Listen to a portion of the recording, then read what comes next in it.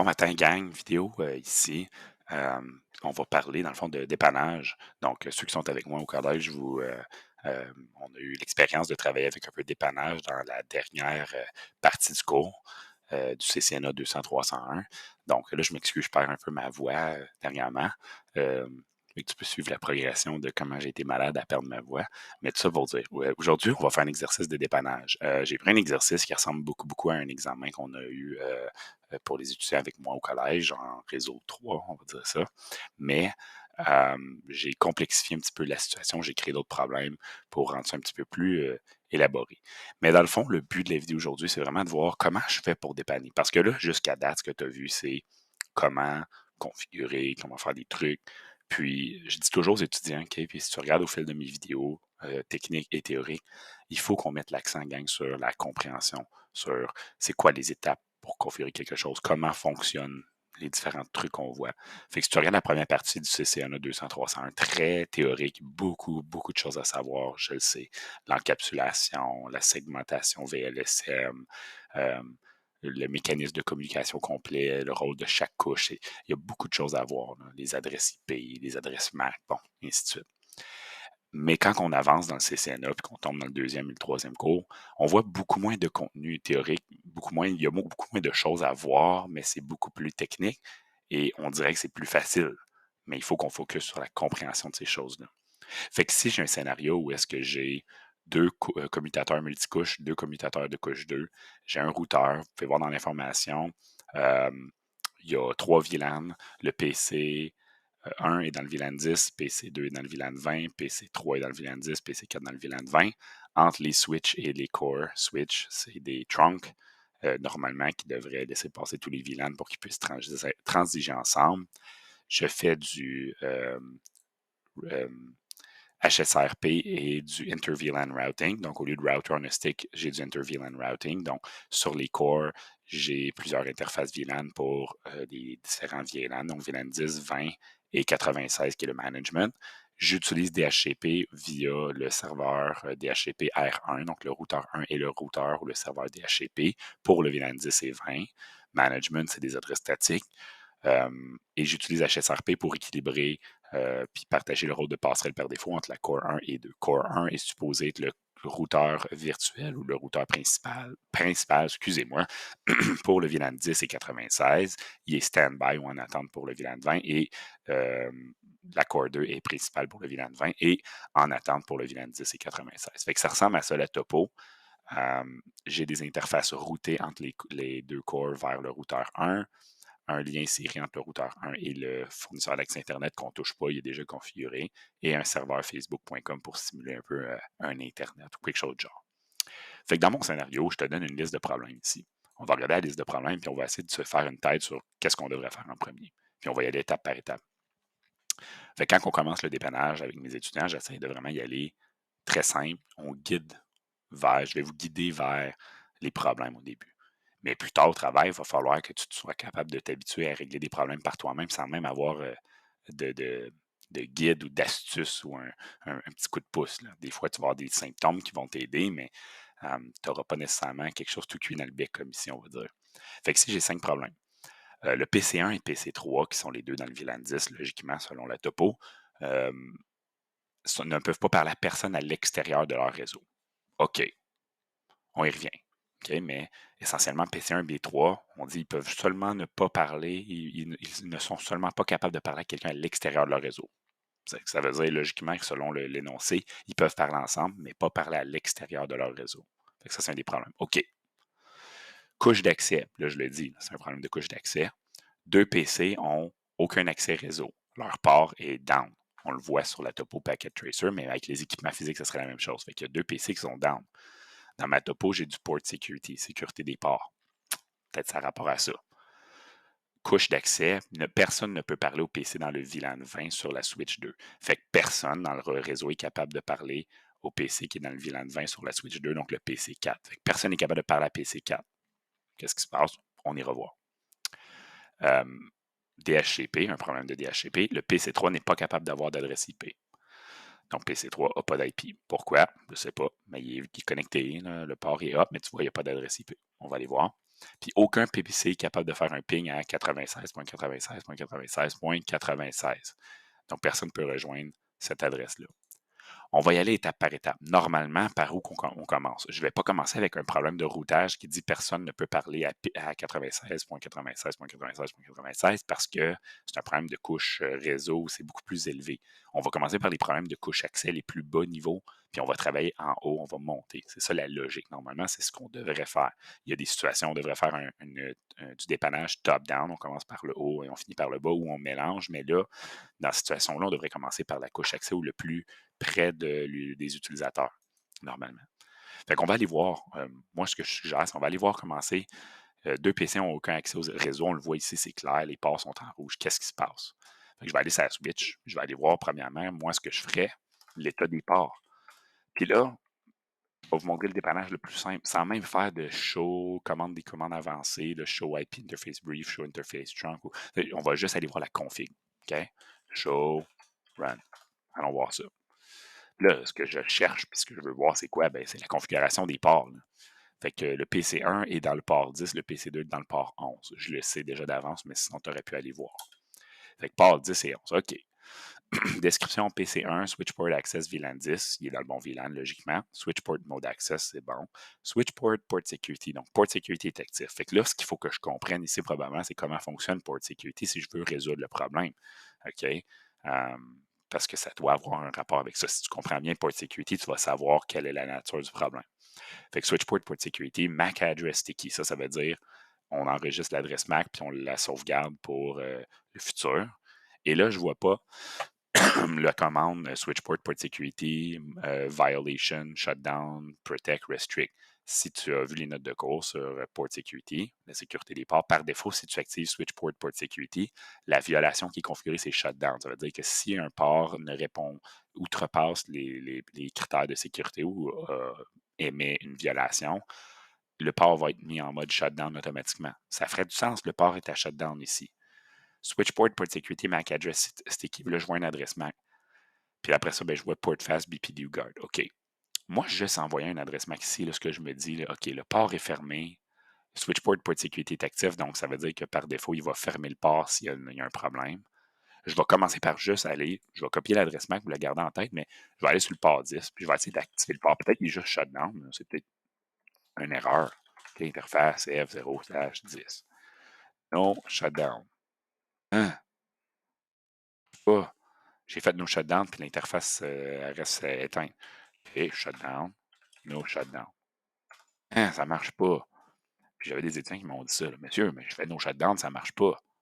Ben là, à ce moment-ci, tu devrais dire, OK, c'est pas normal, ça doit être un problème avec Port Security. J'ai été prendre l'adresse MAC en note. On va aller voir le PC1, c'est quoi son adresse MAC. On va aller dans le PC. Fait que ça, c'est comme ça que je réglerai le premier problème. C'est très, très, très clair. Et config/all, je vais aller voir son adresse MAC. Et là, son adresse MAC, elle est ici. 00E08F3 6414. OK. Bon. L'adresse MAC correspond. Fait que pourquoi que le port reste éteint? On va aller voir. Le port, le PC1, il est branché où? On va aller voir. Là, en ce moment, je ne le sais pas. Je ne peux pas le voir dans le diagramme. C'est sûr que physiquement, je pourrais suivre le corps, mais OK. And show MAC address table. On va aller voir. Fait que ça, c'est la table d'adresse MAC. Là, je ne peux rien voir de plus. Qu'est-ce qui se passe? OK, je ne peux même pas voir c'est où ce qui est branché. Je ne peux pas savoir. Je ne vois pas d'adresse MAC. Je ne vois pas le port 10. Je ne vois pas le port 11. Show, port security, address. On va aller voir ça. Ah, OK. VLAN 10, port 10, ici, VLAN 20, port 11. J'ai des adresses MAC. Là, ça ne marche pas. Je ne comprends pas ce qui se passe. Ben, on va aller voir physiquement où est-ce qu'il est branché le port. Regarde. OK? En ce moment, si je regarde sur la switch, OK, ce que je vais faire, je vais aller, je vais aller désactiver, OK, Port Security pour voir où est-ce qu'il est branché le PC1. Parce que là, clairement, ça ne marche pas. Là. Je ne suis pas capable de rien voir. OK? Fait que ce que je vais faire, je vais débrancher, je vais juste débrancher le port, ou je vais plutôt aller désactiver Port Security, comme j'ai dit, parce que là, on voit rien, je peux même pas rien savoir. Moi, ce que je me doute en ce moment dans mon problème, c'est probablement que le port a été inversé ou PC1 est branché dans le port 11 au lieu du port 10. On va aller voir. Fait que je vais aller dans interface F0/10. Puis là, je vais aller faire quoi? Je vais aller désactiver le port security. Je vais aller désactiver ce commande-là, je vais l'enlever. OK? On va l'essayer. No, switch port, no. Puis là, je vais juste copier-coller ma commande. Fait qu'on va l'enlever du chemin, voir si c'est ça le problème. OK? Fait que là, qu'est-ce que je vais faire? Ben là, je l'ai désactivé, je vais faire shutdown. No, shutdown. Wow, je viens de me mélanger. On vient de se fourrer. On vient de se faire avoir. Fait que là, si tu regardes, moi, j'avais assumé, c'était supposé être le PC1 qui était branché au port 10, mais c'était le PC2. Puis PC1, ça veut dire qu'il est sûrement branché sur un autre port. Fait que là, tu vois, j'ai juste désactivé Port Security. Fait que mon problème, c'est que j'ai dû inverser les ports par accident. C'est ça qui est arrivé.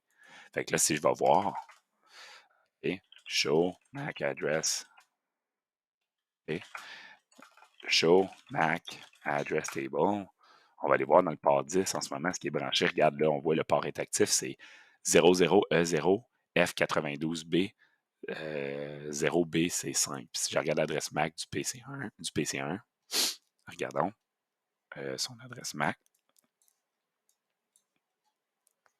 c'est son adresse MAC se termine par 3414, tandis que là, ce qui est branché dans le port 10, c'est 0BC5.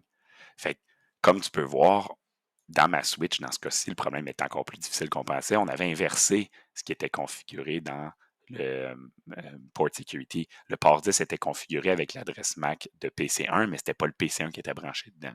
Pour vous le prouver, ce qu'on va faire, regardez bien ça, on va débrancher les câbles, puis on va brancher le PC1 au port 10, ça devrait marcher, on va l'essayer. OK? Je le branche, port F0, port 10, on va aller faire ça de même. Ça ne marche toujours pas. On va aller voir. Conf-T, interface F0/10, shutdown, no shutdown, marche toujours pas. Pourquoi? On va aller voir qu'est-ce qu'on a fait. Do, show, run. Port 10, il est configuré avec une adresse MAC. C'est la même que sur le port 11. Pourquoi? Ben parce que quand j'ai enlevé ma commande MAC address sticky, ben, quand j'ai activé le port, elle a repris l'adresse du PC2. Fait que là, ce que je vais faire, là, pour être sûr que je n'ai pas de problème avec Port Security, ben là, je vais brancher les PC aux ports respectifs qui sont supposés être port 11. Puis là, ben, ce que je vais faire, là je vois que l'adresse MAC, c'est pas la bonne. Là, je sais que le PC1 est branché dans le port 10. Le PC1, son adresse MAC, c'est quoi? On l'a vu ici. PC1, son adresse MAC, c'est 6414. C'est pas la bonne adresse MAC que je vois, c'est 0BC5 qui est l'adresse MAC de PC2. Fait que PC2 ipconfig. OK. All. All right, on va aller voir ça. 0BC5. Fait que là, tu vois que la switch 1 est configurée pour les deux ports avec la même adresse MAC. Là, tu vas me dire pourquoi PC2 il ne s'active pas d'abord. Quand on a une violation, il faut qu'on fasse OK, shutdown, no shutdown. Fait que int f0/11, 11, le PC2 est branché dans le port 11. Là, vu que c'est la bonne adresse MAC pour le PC2, si je fais shutdown, no shutdown, ça va marcher. Mais pour le PC1, ça n'a pas marché parce que il a pris l'adresse MAC, Port Security a pris l'adresse MAC du PC2 vu que le port 10 était branché au PC2 tantôt. Fait que là, ce que je vais faire, c'est quoi? Je vais aller chercher la commande qu'il y avait sur le port 10, switch port security MAC address sticky avec l'adresse MAC du PC1, interface F0/10. Et là, je vais faire no. Et après ça, je vais juste faire shutdown, no shutdown. Et voilà, maintenant, le port fonctionne. Fait que la logique, c'est ce qu'il faut que tu te rappelles pour Port Security, pour régler un problème dans ce genre-là qui est un petit peu plus compliqué, c'est vérifier que tes PC sont branchés, excusez-moi, sur quel port.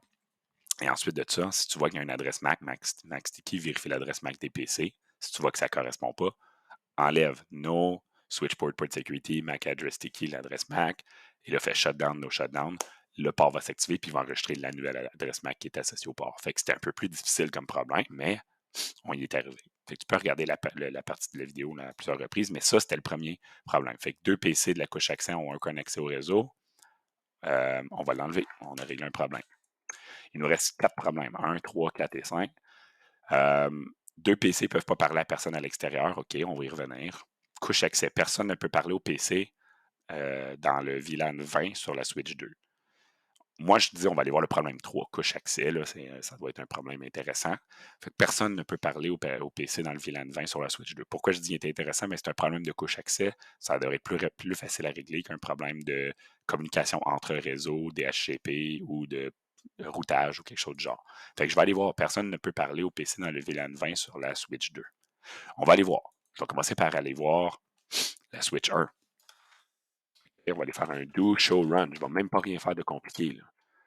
Je vais aller voir les ports pour voir mes trunks. Je vais faire do show CDP neighbor si je veux voir mes voisins. Fait que j'ai deux voisins sur ma Switch 1, la Core 1 et la Core 2. Port F01, port F02. Ça fait du sens. F01 vers la Core 1, port F02 vers la Core 2. J'ai deux liens, deux uplinks, deux liens pour aller vers la couche supérieure. Fait que je vais faire do show run, puis on va aller voir la configuration du port F01 et F02.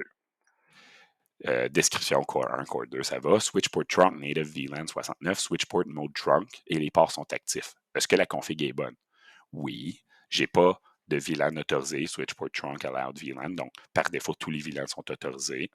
Le VLAN natif, c'est 69, c'est ce qui est écrit dans la topologie, ça devrait être le VLAN 69, le VLAN natif. Fait que techniquement, la Switch 1 est bien configurée, on dirait.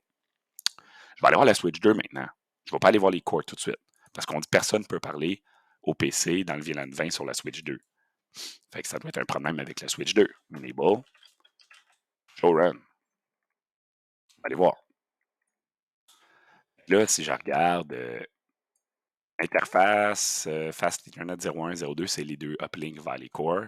Switchport Trunk Native VLAN 69, Switchport Mode Trunk. Les trunks sont bien configurés. Aïe, aïe, OK. Ben pourquoi personne ne peut parler au VLAN 20? OK, ben le PC dans le VLAN 20, c'est le PC c'est PC4. On va aller voir sa config. PC4, il est branché au port 11. Switchport Access VLAN 10, ça a l'air bon. Colin, devine, qu'est-ce qui peut bien se passer? Ben moi, ce que je recommanderais, si tu vois que ta config dans ton showrun, tout est beau, mais que personne ne peut rejoindre un VLAN en particulier, voici ce qu'on devrait faire. On va aller voir les VLAN. Show VLAN. Oh! Et là, voilà, regarde le problème, on vient de le trouver direct. J'ai fait show VLAN sur la Switch 2. Il y a le VLAN 1, 10, 69, 96. Il n'y a pas de VLAN 20. Si je vais sur la Switch 1, on va aller voir, lui, qu'est-ce qu'il y en est. Do, show, VLAN. 1, 10, 20, 69, 96. Fait que ça veut dire la Switch 2 a été configurée, les ports avec les bons VLAN, le port accès pour le PC4, les trunks sont bien configurés. On n'a jamais créé le VLAN 20. Fait que si on donne un problème de couche accès comme ça, personne ne peut parler à un VLAN, personne dans un VLAN n'est capable de faire quoi que ce soit, il va voir les VLAN. Okay? Personne ne peut parler au VLAN 20, il va voir, y est-tu là le VLAN 20, il est-tu configuré sur les trunks? Fait que nous, on a vu que les trunks, le port accès était bien configuré, mais le VLAN 20 n'existe pas. Fait que problème numéro 2, on va le résoudre. Conf-T, VLAN 20. On va lui donner un nom, là, si on veut. On va l'appeler PC2, PC4. That's it. C'est ça là. Fait que là, techniquement, maintenant, on devrait être capable de pouvoir parler aux PC, qui sont dans le VLAN 20 sur la Switch 2. Fait que là, j'ai vu qu'il me manquait un VLAN. OK? Là, tu le vois aussi, regarde, dans Packet Tracer, si tu recules la vidéo de quelques secondes, le port était orange ici, parce que justement, il n'était pas en fonction. Maintenant, il est vert. Mais là, est-ce que le reste va marcher? On va vérifier. Tout est DHCP. On n'a pas parlé qu'il y avait de problème avec le PC4. Je vais aller voir. Je vais essayer d'obtenir une adresse DHCP. Boom! Hey, là, j'ai une adresse IP. Fait que là, le PC4 est capable de parler et de faire quelque chose. On va aller voir mes autres PC. PC1, PC2, est-ce que les autres, ils marchent? On va essayer d'aller chercher une adresse IP. Oh! PC1, ça n'a pas l'air de marcher. On va aller voir après. Qu'est-ce qui se passe? PC2, lui, y a-tu une adresse IP? Ça marche-tu? Ah, ben, je pense qu'il y avait déjà une adresse IP. Oui, il y a une adresse. Bon, ben, PC2 a l'air d'avoir une adresse, PC1 n'en a pas. PC4 a une adresse, on vient de régler le problème. PC3, on va aller voir, marche pas. Ah, ben, ça tombe bien, regarde, PC3 n'est pas capable d'avoir d'adresse IP. PC3 est dans le VLAN 10. PC1, lui non plus, n'est pas capable d'avoir d'adresse IP. Il doit y avoir un problème DHCP avec le VLAN 10. Ben, on va aller passer à ce problème-là. Moi, je dis qu'on va aller régler le problème DHCP tout seul. Fait que personne n'est capable, PC3 n'est pas capable d'avoir d'adresse IP, mais étrangement, on vient de voir que PC1 aussi n'est pas capable d'avoir d'adresse IP. Fait que c'est relié au VLAN 10. PC3 et 1 sont les deux dans le VLAN 10. Fait que là, c'est là qu'il faut que tu comprennes comment DHCP fonctionne. DHCP, comment ça marche? Là, on a dit le routeur DHCP, c'est le routeur 1. Bien, on va aller voir le routeur DHCP. Il est-tu bien configuré, lui? Okay? Le routeur qui fait le DHCP. Enable, show, run. Je ne fais même pas de commande bizarre ou à élaborer, là, juste show run. On va aller voir la config. OK. IP DHCP excluded address 192.168.10.1 à 10.99 et 20.1 à 20.99.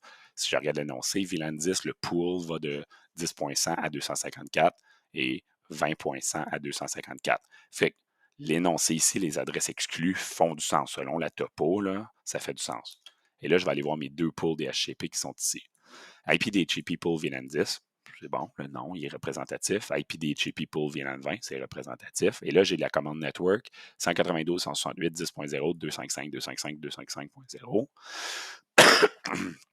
Pour VLAN 20, 192.168, 20.0 avec un slash 24. Et là, j'ai default router 192.168, 10.1, default router 192.170, 20, 168, 20.1. Si je me fie à l'énoncé, on a dit HSRP, où on a donné l'adresse .2 à la core 1, .3 à la core 2, puis HSRP, ça va être l'adresse .1 là. L'adresse .1, c'est normalement l'adresse de la passerelle par défaut. Fait que si je me fie à mon énoncé, le routeur 1, il est bien configuré. Les pools sont là, les adresses exclues sont là, puis les adresses exclues incluent, dans le fond, les passerelles par défaut ou les adresses de Core 1 et Core 2 qui sont les routeurs ou les passerelles par défaut pour ces réseaux-là. Ça a l'air de faire du sens. Fait que le problème n'a pas l'air de venir du routeur. On va aller voir ailleurs. Puis là, c'est là qu'il faut que tu comprennes DHCP. Le problème est vraiment facile, je te le dis. Là, tu vas le voir, le problème, il va être super niaiseux. Un PC, comment ça marche? Fait que là, le PC 1 et 3, ils essayent d'obtenir une adresse IP. Qu'est-ce qu'ils font? Ben là, ils disent, hey, moi, je veux un IP. Ils envoient une diffusion. Puis ça s'en va à Switch. La Switch, on a vu que c'est Trunk qui était beau. Fait qu'ils envoient la diffusion au routeur, partout dans le sous-réseau.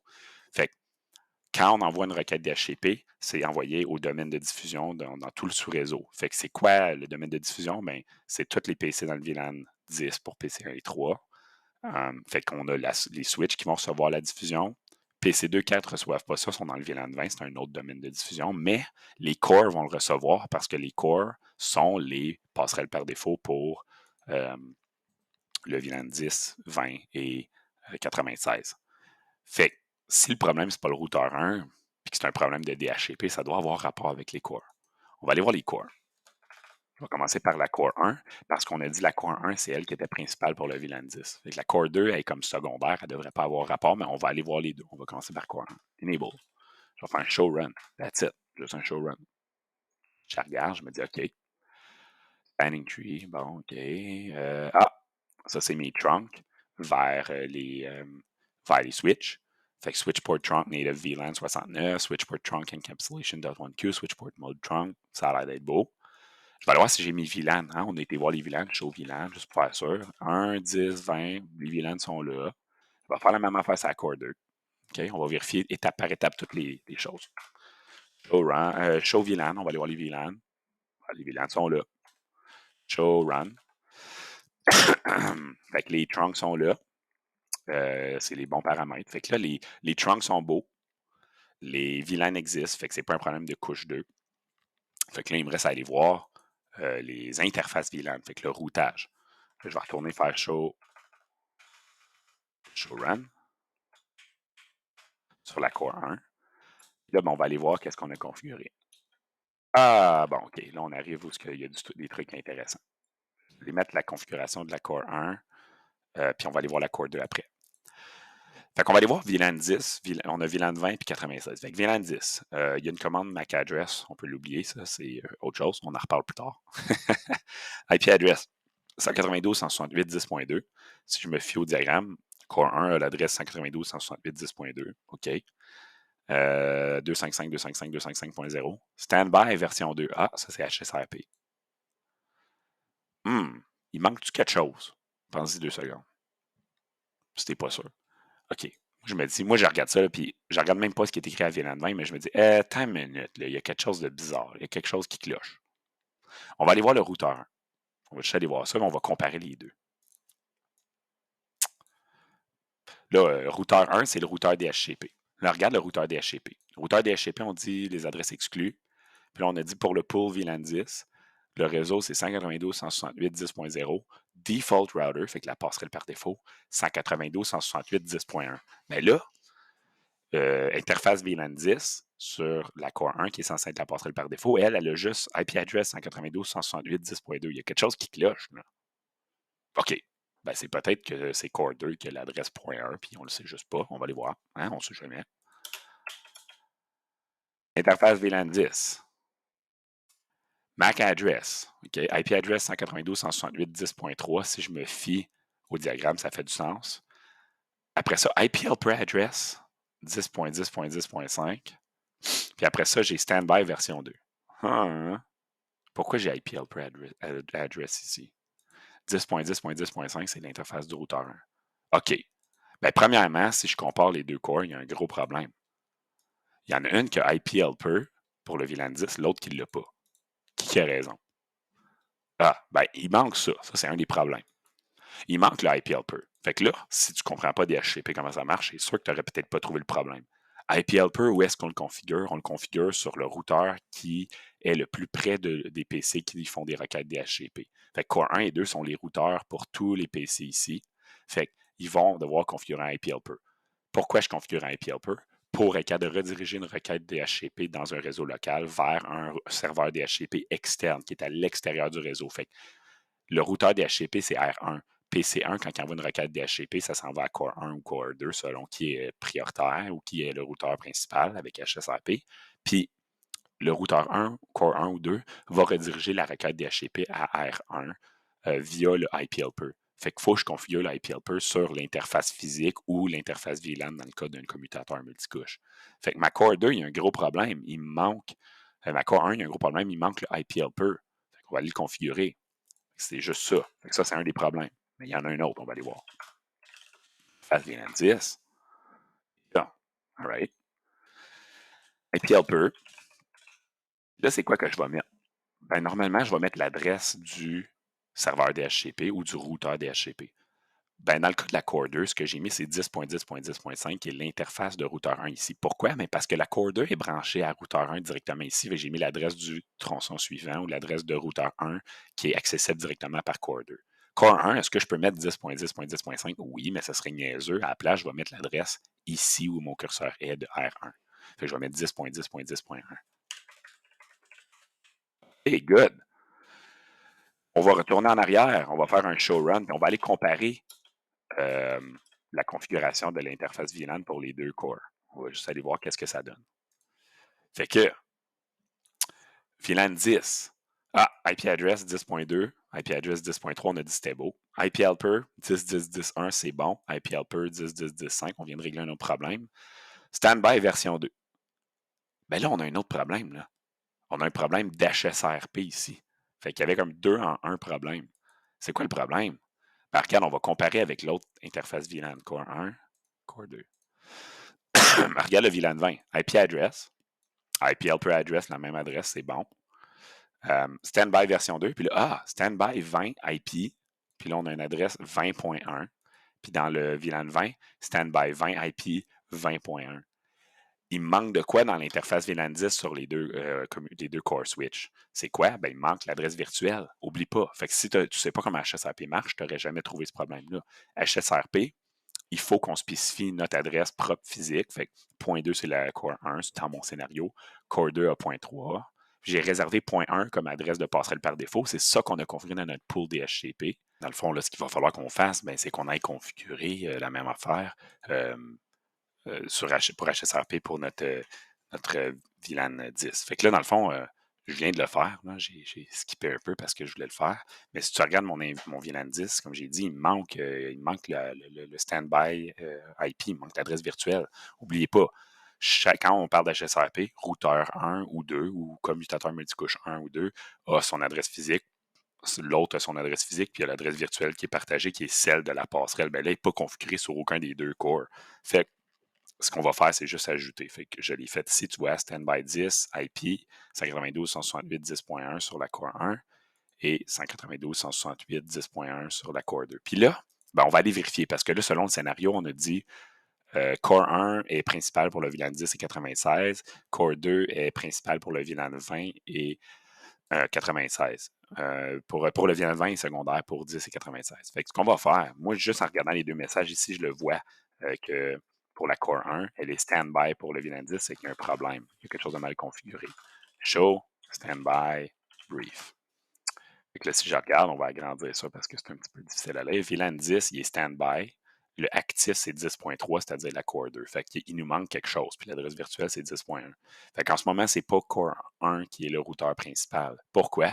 On va aller voir. On va aller voir la config. Show. Run. Juste de quoi de genre, là. Même pas besoin de faire des commandes complexes, là. Standby version 2. C'est une des commandes HSRP. Standby 10 IP. Mais là, j'ai pas mis standby, puis on va aller voir qu'est-ce qu'on a mis sur Core 2, mais j'ai pas mis preamp, j'ai pas mis priorité, rien. Là. Show, run. VLAN 10, standby 10, standby version 2. Si je veux que Core 1 devienne principal, qu'est-ce qu'il faut que je fasse? Il faut aller rajouter la priorité plus élevée, fait que l'interface VLAN 10, standby 10, priority. On va mettre 150, quelque chose de plus élevé. Puis là, même si j'avance le temps, là, il ne va rien se passer. N'oubliez pas, on a vu une autre commande avec HSRP. Si je veux que le commutateur principal prenne le relais immédiatement, je dois ajouter standby 10 preamp. Là, ça marche-tu? Ben oui, ça marche. Regarde directement. Le commutateur, le core 1 est devenu directement le routeur actif parce qu'on a configuré preamp dessus.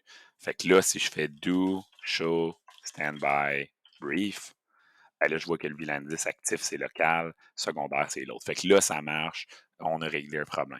On va aller vérifier que tout ça, ça marche. Est-ce que maintenant, mon PC3 est capable d'avoir une adresse IP? On va aller voir. Ben oui, regarde. Mon PC3 a une adresse IP. Mon PC1, est-ce qu'il y a une adresse IP? Oui. Mon PC2 a une adresse IP. Mon PC4 a une adresse IP. Fait que là, mes PC ont toutes une adresse. Fait que là, ce qui va me rester à faire, dans le fond, c'est régler le dernier problème ou les deux derniers problèmes. On dit communication PC1 et PC3 vers l'extérieur du réseau marche pas. Ben là, on a un peu triché parce qu'on a vu deux problèmes en un. Quand on est allé sur nos cores, on a vu qu'il manquait le IP helper. Ça a réglé le problème de HCP. Mais on a vu aussi qu'il manquait des trucs avec HSRP. Fait qu'il manquait l'adresse de la passerelle par défaut, l'adresse virtuelle sur core 1 et 2. Ben, une fois qu'on a mis cette adresse virtuelle-là, fait que l'adresse 192.168.10.1 pour l'adresse virtuelle sur le VLAN 10 pour la Core 1 et 2, ben là, on avait une des cores qui avait l'adresse de la passerelle par défaut. Puis là, techniquement, grâce à la passerelle par défaut, on est capable de parler à l'extérieur du réseau. Si tu n'as pas de bonne passerelle par défaut, qu'il manque la passerelle par défaut de configurer, elle n'est pas configurée. Fait que ton routeur, il n'y a pas de bonne IP pour la passerelle par défaut. Personne dans le réseau peut quitter le réseau. Fait que quand je te donne un scénario ou quand que dans la vie, tu vois un problème comme les PC d'un réseau ne peuvent pas parler avec les PC d'un autre réseau, ben souvent, ça peut être de quoi de genre la passerelle par défaut qui n'est pas bien configurée. Fait qu'on va l'essayer. Regarde bien. On va faire un ping 192.168.20.105. PC1, il est dans le VLAN 10, 192.168.10. 20.105, c'est le PC2. Il est dans une autre VLAN, fait qu'il devrait passer par le routage inter-VLAN. Boum, ça marche, j'ai 4 messages. Ça, ça a été réglé grâce au HSRP. On a réglé deux problèmes en un, on a un peu triché. Il nous reste un problème. Personne n'est capable de pigner 96.96.96.96. Allez voir. Ça ne marche pas, comme tu peux voir. Pourquoi? OK, je n'irai pas faire le test au complet, là, mais ça ne marche pas. Mais là, pense-y, là, le problème, il n'est pas bien compliqué. Là. Tout le monde, les PC peuvent parler ensemble. On n'a pas testé, mais on l'assume. Tout le monde a une adresse IP. Tout le monde peut aller chercher son adresse IP jusqu'à R1. Fait que tout marche jusqu'à R1. Fait que tout ça ici, c'est beau logiquement, là, si tu y penses. Fait que le problème, il est ici, entre les trois appareils. On ne touche pas au routeur, le fournisseur d'accès Internet. On a dit qu'il est déjà configuré. Mais allez voir sur R1.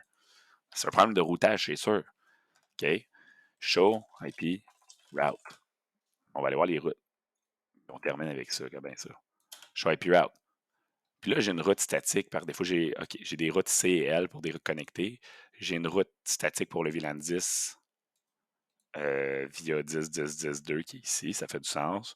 Une route statique pour aller au VLAN 20 via la Core 2. Pourquoi? Ben, VLAN 10, c'est Core 1 qui est le principal. Core 2, c'est le principal pour le VLAN 20. Fait que j'ai une route vers le VLAN 10 vers la Core 1, une route vers le VLAN 20 vers la Core 2, puis une route vers la Core 1 pour le VLAN 96 parce que Core 1 est active pour 10 et 96 et Core 2 est actif pour 20. Fait que mes trois routes statiques qui font du sens sont bonnes.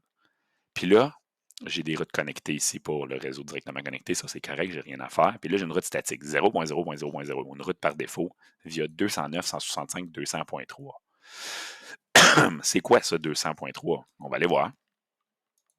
Moi, ce que je vais faire, mettons, je ne peux pas voir, je ne peux pas me connecter à cette adresse IP-là. OK? Je ne peux pas me connecter à ce routeur-là, mais je vais juste aller voir son adresse IP. C'est quoi? C'est 209.165, 200.1. Oups, OK. Le routeur 1, lui, son adresse, c'est 209.165.200.2.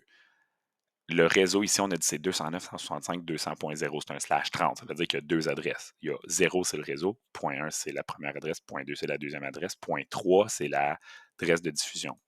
La route par défaut qui est configurée, c'est via 209.165.200.3. Ça fait aucun sens, c'est impossible. Tu ne fais pas une route par défaut qui pointe à une adresse de diffusion. Fait que si le routeur 1 a l'adresse, OK, show run, on va aller voir son adresse pour cette interface-là. L'adresse qu'il a, c'est point 2. Ben, le voisin, lui, il a l'adresse point 1, c'est sûr. On va aller le vérifier, on va aller le tester, on va faire un ping. 209.165.200.1. Ça marche. C'est ça son adresse. Et voilà, le problème, c'est quoi? C'est que la route pointe à la mauvaise adresse. Je pointe à une adresse qui n'existe même pas. Qu'est-ce que je vais faire? Conf T. No. Je supprime la route. No IP route. Ici. Et je vais juste taper la bonne route. Je pointe au tronçon suivant. Normalement, quand on fait une route statique, on devrait pointer au tronçon suivant, sauf si c'est une adresse qui peut changer, là, on pointe à l'interface de sortie. Mais là, techniquement, c'était juste ça mon problème, je l'ai trouvé en 2 secondes. Là, tu vas dire, ben oui, mais c'est sûr, tu l'as trouvé en 2 secondes, c'est toi qui as fait le problème. Ben oui, mais quand même, si tu suis ces étapes-là, tu devrais le régler facilement. Fait qu'on va tester à partir du PC, voir si on est capable de faire notre ping maintenant. Boum, ça marche. Alors, on va le faire, c'est 4 PC. On va s'assurer que les 4 peuvent rejoindre Facebook parce que tout le monde va aller sur Facebook dans la vie, ça a l'air. On teste ça. Et c'est 2, ça marche. Et c'est 3, on va aller l'essayer. Hop. Terminal, ping. PC3, ça marche. PC4, est-ce que ça marche? Roulement de tambour, ça marche. Fait que là, les 4 PC peuvent parler ensemble, peuvent parler à Facebook, là, tout est réglé. On vient de régler nos 5 problèmes. Fait que ça ressemble à ça. C'est une grosse vidéo, je le sais. J'espère que ça va t'avoir donné un coup de main. Si jamais vous voulez d'autres vidéos de dépannage plus spécifiques, faites-moi signe. Laissez-moi un commentaire sur la vidéo Facebook. Laissez un like si vous avez aimé ça, mais laissez-moi savoir. Excusez-moi, je suis encore un petit peu grippé. Qu'est-ce que je peux faire pour t'aider au niveau dépannage? C'est une grosse vidéo, mais si vous voulez une vidéo plus théorique sur comment approcher le dépannage, laissez-moi là en commentaire si ça vous aiderait ou s'il y a d'autres choses que je peux faire pour vous donner un coup de pouce. Mais sur ce, on se retrouve dans une autre vidéo. Salut!